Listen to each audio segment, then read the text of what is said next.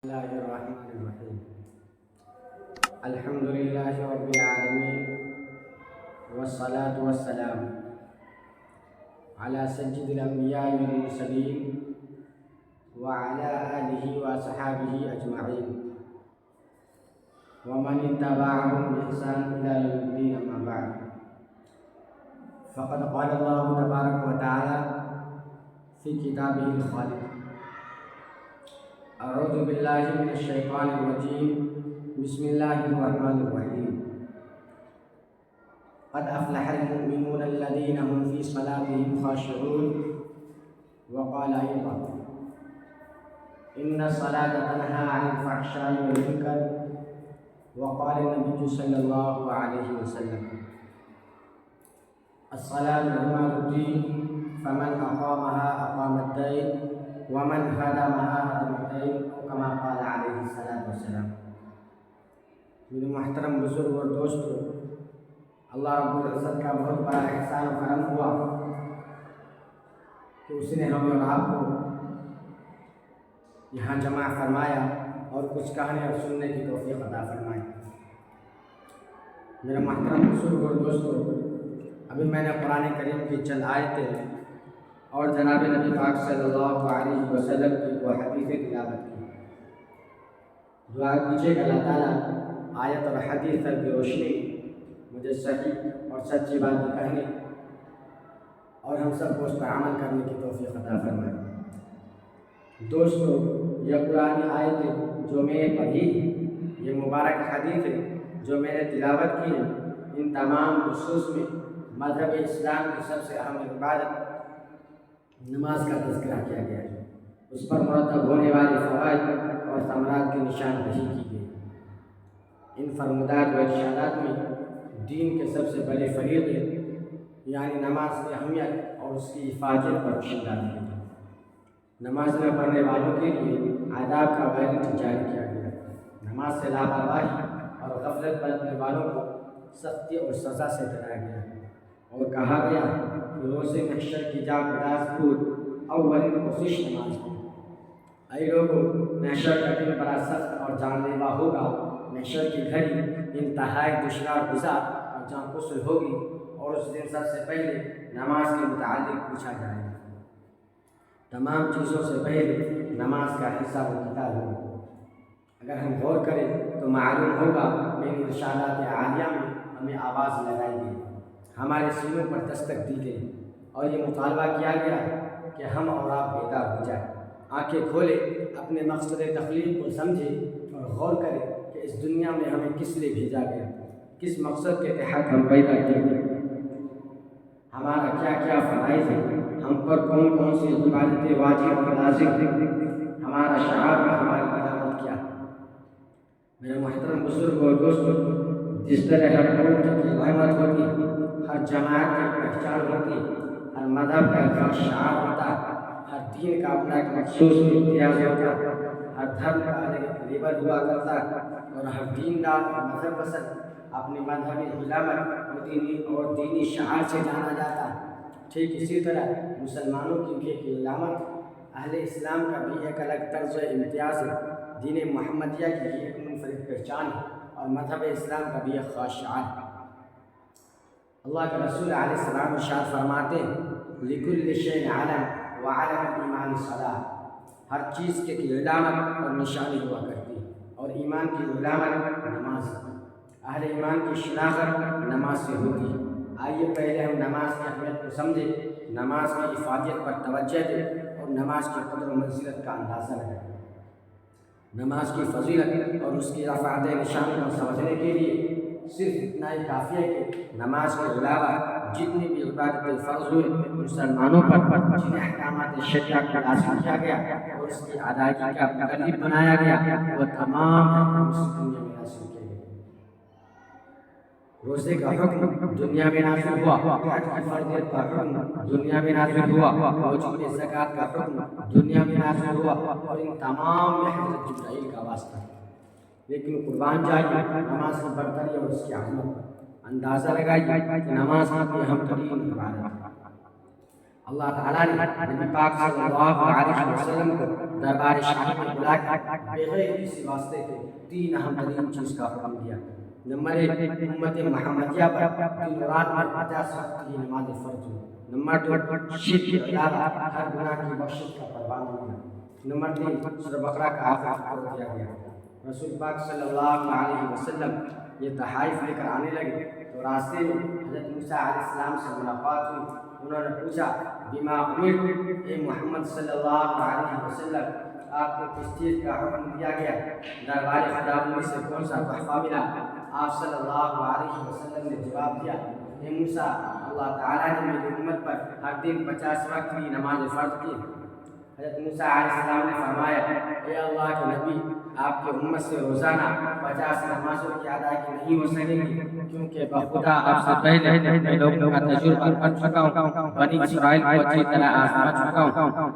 اے اللہ کے رسول، آپ اپنی امت پر رحم کیجیے، دربار شاہی میں جائیے اور تخفیف کی درخواست کیجیے۔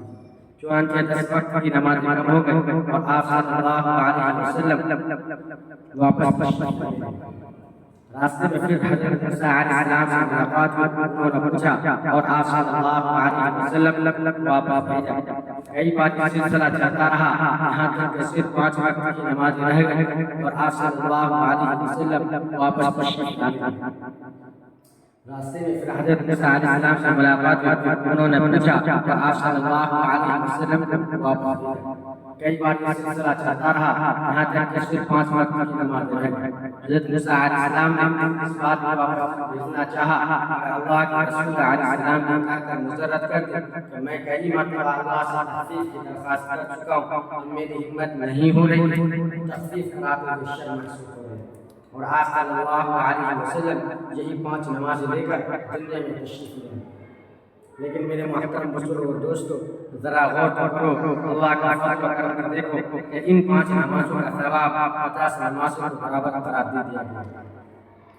یہ نمازیں عدد میں تو 5 ہیں، مگر اس کا ثواب 50 نمازوں کے برابر ملے گا۔ میرے محترم بزرگ اور دوستو، یہ وہ تحفہ ہے جو آپ کو مالک کائنات کی طرف سے دیا گیا، یہ وہ ہدیہ جو اللہ نے اپنے سب سے چہیتے پیغمبر کو دیا، یہ وہ گفٹ ہے جو آقا نے اپنے ہر دل عزیز بندے کو دیا۔ آج ہمیں اور آپ کو یہ ہدیہ ملتے، ہم بھی آپس میں گفٹ وغیرہ کا لین دین کرتے ہیں، کتنے شوق سے اسے رکھتے ہیں اور کتنے شوق سے رکھتے ہیں اور اسے دیکھ کر دینے والوں کی یاد تازہ کرتے ہیں۔ لیکن میرے محترم بزرگ دوستو، آج ہم اور آپ رسول پاک صلی اللہ علیہ وسلم کی الفت کا دم بھرتے، آقا سے محبت کا نعرہ لگاتے، لیکن سینے پر ہاتھ رکھ کر انصاف کی زبان سے بتائیے کہ ہم اللہ کے رسول کو دیے گئے اس تحفے کا کتنا اہتمام کرتے ہیں، آقا کی ضمانت کی ہم کتنی قدر کرتے ہیں، رسول پاک صلی اللہ علیہ وسلم کو دیے گئے اس عطیہ کی ہم کتنی پاسداری کرتے ہیں۔ یاد رکھیں، کل قیامت میں اللہ کے رسول علیہ السلام سے ملاقات ہوگی، آقا کا سامنا ہوگا اور رسول پاک صلی اللہ علیہ وسلم اس امانت کے متعلق ہم سے پوچھیں گے۔ کیا جواب دیں گے ہمارا؟ بازاروں کو تو ہم نے آباد کر دیا، دنیا کی محفلوں کو زینت بخش دی، سینما گھروں کی رونق بن گئے، جوئے اور شراب کے کلب ہم سے آباد ہو گئے، لیکن میرے محترم بزرگ اور دوستو، ہماری مسجدیں ویران ہو گئے، خانقاہ ہال کو ہم بھول گئے، اصلاحی مجلسوں سے ناطہ توڑ لیا، بزرگوں کی محفلوں سے رشتہ منقطع کر لیا اور نماز جیسے عام فریضوں کو ہم نے پست پوش ڈال دیا۔ ماتم کرتے ہوئے ہمیں احسان دلا رہا کہ اے لوگوں، نماز کی اہمیت کو سمجھو، نماز کی حفاظت پر توجہ کرو اور اس کے قدر و منزلت کا اندازہ لگاؤ۔ نماز کی قرآن سے پوچھیے، قرآن بتائے گا ان الصلاۃ تنہی عن الفحشاء والمنکر، نماز برائیوں سے روک دیتی ہے، نماز بدعت اور منکرات سے بچا لیتی ہے۔ دوسری جگہ اعلان ہوتا قد افلح المؤمنون الذین هم فی صلاتهم خاشعون، خشوع اور خضوع کے ساتھ نماز پڑھنے والے مومنوں کو کامیابی اور سرخروئی کی ضمانت دی ہے۔ اور یہی نہیں، روایت میں آتا ہے کہ آپ صلی اللہ علیہ وسلم کے وصال کا وقت قریب ہے، آپ اس دنیا سے تشریف لے جانے والے ہیں اور اس حال میں بھی نماز کے اہتمام کی تاکید کر رہے ہیں، پابندی سے نماز ادا کرنے کی تلقین فرما رہے ہیں۔ حدیث کا الفاظ ہے الصلاۃ وما ملکت ایمانکم، اے لوگو، نماز کا خیال کرنا، نماز کا پابندی کرنا، نماز کے اہتمام کرنا، ہر حال میں نماز ادا کرنا۔ دوسری جگہ اعلان ہوتا الصلاۃ عماد الدین فمن اقامها اقام الدین ومن هدمها هدم الدین، اور कमा क़ाल अलैहिस्सलातु वस्सलाम। आप फरमाते हैं जिस तरह किसी इमारत के लिए सुकून की ज़रूरत पड़ती है, छत के लिए सहारे और खंभे की ज़रूरत पड़ती है, बगैर सुकून के कोई इमारत कायम नहीं रह सकती, खंभों के बगैर कोई छत खड़ी नहीं रह सकती, किसी सहारे के बगैर कोई तामीर कामयाब नहीं हो सकती। बहीना यही सूरत हाल दीन की है। नमाज दीन का सुकून है, दीन के लिए मजबूती और सहारा है। नमाज के बगैर दीन की बुनियाद कायम नहीं रह सकती, दीन में पुख्तगी नहीं आ सकती। यही वह इबादत है जिसके मुताल्लिक सरवर कायनात सल्लल्लाहु अलैहि वसल्लम ने फरमाया, क़ुर्रतु ऐनी फ़ी सलाह, नमाज मेरी आँखों की ठंडक है, मेरे दिल का सुरूर है। नमाज से मेरे क़ल्ब और जिगर को तक़वियत और राहत मिलती है। मेरे मोहतरम बुजुर्ग और दोस्तों, हकीकत भी यही है, जिसे नमाज का लुत्फ़ हासिल हो जाता है, बग़ैर नमाज पढ़े उसे चैन नहीं आता। नमाज का लुत्फ़ और सुरूर रसूल पाक सल्लल्लाहु अलैहि वसल्लम के अमल से मालूम हो। नमाज का लुत्फ़ और सुरूर हज़रात सहाबा के मालूमात से मालूम करो। नमाज का लुत्फ़ और सुरूर अल्लाह वालों से मालूम करो। नमाज का लुत्फ़ और सुरूर मुत्तक़ी और परहेज़गारों से मालूम करो। नमाज का लुत्फ़ और सुरूर शब-ज़न्नदारों से मालूम करो। वह आपको कैफ़ और सुरूर के हसूल का तरीक़ा बताएंगे और रसूल पाक सल्लल्लाहु अलैहि वसल्लम का जुमला सुनाएंगे, अन तअब्दुल्लाह कअन्नका तराह। नमाज का मज़ा उस वक्त मिलेगा, नमाज का लुत्फ़ उस वक्त हासिल होगा जब हम इंतहाई खुशी और खुज़ू के साथ अल्लाह के दरबार में खड़े होंगे, आजिज़ी और इंकिसारी के साथ सजदा रेज़ होंगे, पूरी तवज्जो और लगन के साथ नमाज पढ़ेंगे। और ये बात हमारे पेश नज़र होगी कि हम अल्लाह को ही करें। और बताइए, जब ग़ुलाम अपने आका के सामने कोई काम अंजाम देता है तो कितनी तवज्जो और एहतमाम से करता है, कितनी लगन और दिलचस्पी से करता है। मेरे मोहतरम बुजुर्ग और दोस्तों, अव्वलन तो हम में से अक्सर लोग नमाज पढ़ते ही नहीं, जो पढ़ते हैं इससे पाबंदी नहीं हो पाती, खुशी और खुजू का फुकदान रहता है। इक़बाल मरहूम ने इसी की तर्जुमानी की, न वह इश्क में रहे गर्मियाँ, न वह हुस्न में रहे शूखियाँ, न वह ग़ज़नबी में तरफ रहे, न वह ज़ख्म है ज़ुल्फ़ अज़याल में। मेरे मोहतरम बुजुर्ग और दोस्तों, एक बुजुर्ग ने लिखा है, ग़ालिबन हज़रत थानवी रहमतुल्लाह अलैह, कि अब तो मुसलमानों ने नमाज का मखसूस दिन मुकर्रर कर रखा है, ख़ास मुनासिबत से नमाज में नजर आ रही है। आम मुसलमानों का मिजाज बन चुका है तो अब सिर्फ 3 तरह की नमाज पढ़ते हैं। जानते हैं आपको कौन सी नमाजें? पता है आपको नमाजों के बारे में? आइए मैं आपको बताऊं, लेकिन माफ़ कीजिएगा, ज़रा सख्त मसला है, दिल पर लगे। पहली किस्म है 8 की नमाज यानी जुमे की नमाज। हमसे अक्सर लोग जुमा सिर्फ इसलिए पढ़ते हैं कि घर पर जुमे की तैयारी होती है, पूरे महल या गाँव में जुमा के दिन ईद जैसा समा होता है, छोटे छोटे मासूम बच्चे भी जुमा के लिए जाते हैं, इसलिए हम भी अपनी शर्मिंदगी और खुजालत छुपाने के लिए मस्जिद में दाखिल हो जाते हैं। और दूसरी किस्म है नमाज जनाजा। जब गाँव में किसी का इंतकाल हो जाता, बस्ती का कोई मुसलमान फौत हो जाता, तो इस रियायत में हम नमाज जनाजा पढ़ने चले जाते हैं कि अगर आज हम फलां की नमाज जनाजा में शिरकत नहीं करेंगे तो कल जब हमारा इंतकाल होगा, हमारे घर का कोई फ़र्द इस दुनिया से जाएगा तो इस मंजिल के घर वाले भी हमारी नमाज जनाजा में शिरकत करेंगे। और तीसरी किस्म है 360 दिन वाली नमाज यानी ईद उल फित्र और ईद उल जुहा की नमाज। मुझे कहने दीजिए, हम ये नमाज है हम अपनी ज़ात से तहमत दूर करने के लिए पढ़ते हैं, तनूम और तशरीह से बचने के लिए पढ़ते हैं, इज़्ज़त व आबरू की हिफाजत के लिए पढ़ते हैं, बच्चों और नमाज पढ़ने वालों बूढ़ों की रियायत में पढ़ते हैं। मेरे मोहतरम बुजुर्ग दोस्तों, अगर हम इस कायनात में गौर करें तो दुनिया के नज़्म व इंतज़ाम को देखें तो बासानी हमें नमाज की हकीकत मालूम हो जाएगी।